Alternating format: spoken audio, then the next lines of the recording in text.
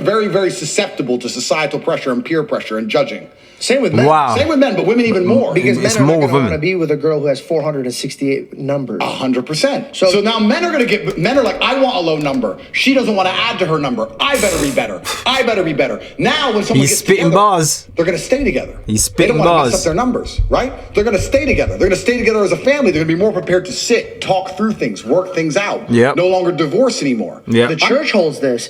Islam holds this. Absolutely. Because in Islam and in Christianity, when you go to church or you go to the temple, right? What are the main thing that they fear is God, but they also fear how other people are looking at them. 100%. When my mom used to come to church and go, hey, don't embarrass me around these people. 100%. So I had to behave. I'm like, all right, I don't want to represent my family the wrong way. Yeah. Peer pressure can go positively as well as negatively. Yeah. So when I said this, I got attacked for being a misogynist, but no one understood what I'm actually talking about is couples coming together, working together, masculine excellence, and removing promiscuity from society so that you get to a point where a lot of problems are fixed. What did you just say about prisons and fatherless homes? Wouldn't having that number on a woman's head fix the fatherless homes?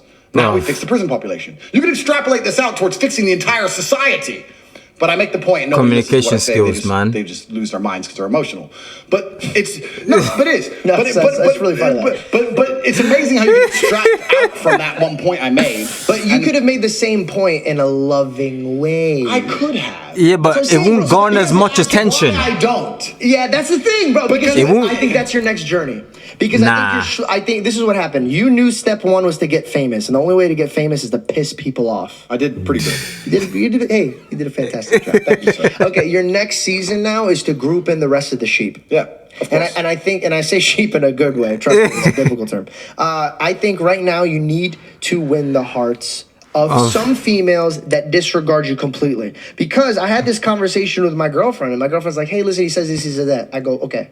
You gotta think about what they're going. So we have to sit down and watch our podcast, and then like, baby's trolling here, and she goes, "Well, I don't understand that he's trolling here. Why would he be trolling here? Why is he talking so serious here? Yeah.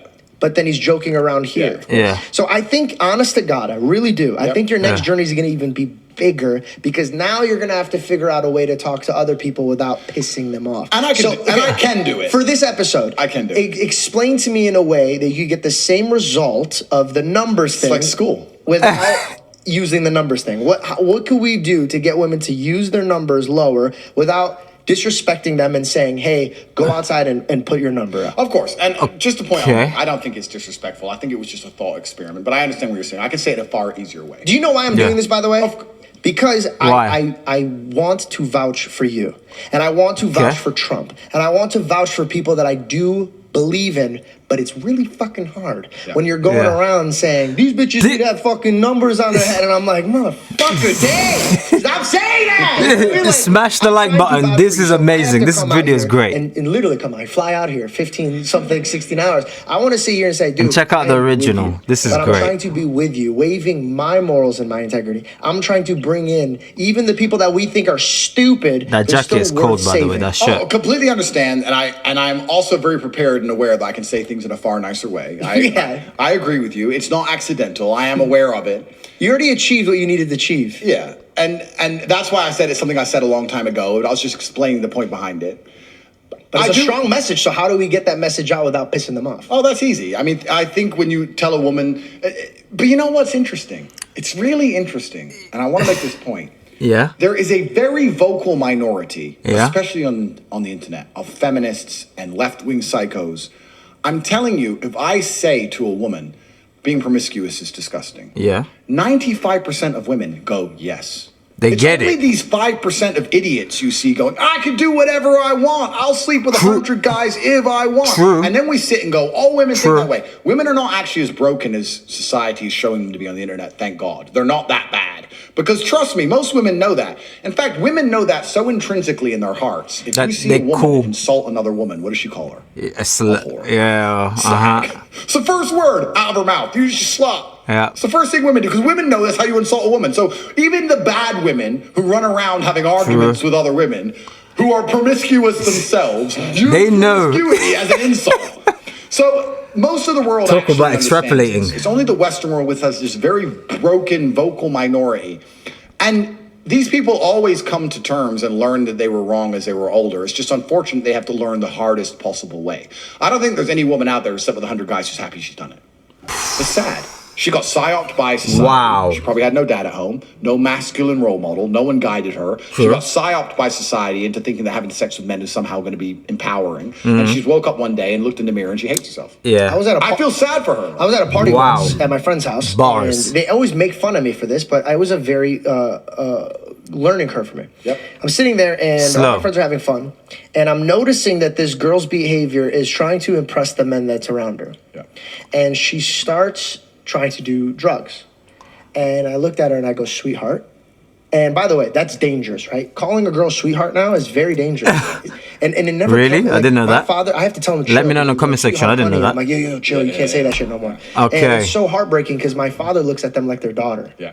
You know, and so just know if I did say sweetheart, I was looking my at it father from the does the eyes of same my own thing. father. So Yeah. I go, sweetheart, you don't have to do that. Yeah. And she lost her fucking mind on me.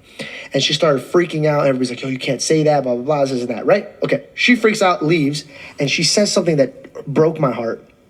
The man was like, listen, you got to go. You're freaking out. You're causing a problem. They're not going to kick me out, right? Yeah. They're not going to kick me out. Yeah. But they're going to kick her out. And the thing she says, she goes, no, it's fine. I'll suck your dick. So right there, I'll realize What that she the was flip? put in positions to realize that that's her way out. Yeah. That's her value she can offer. Broke me. Okay. The Next day, I heck? asked the gentleman, I go, hey, man, what happened to that girl? He goes, dude, I'm going to be honest with you. I haven't heard from her, and I'm trying to hear from her. I'm freaking out.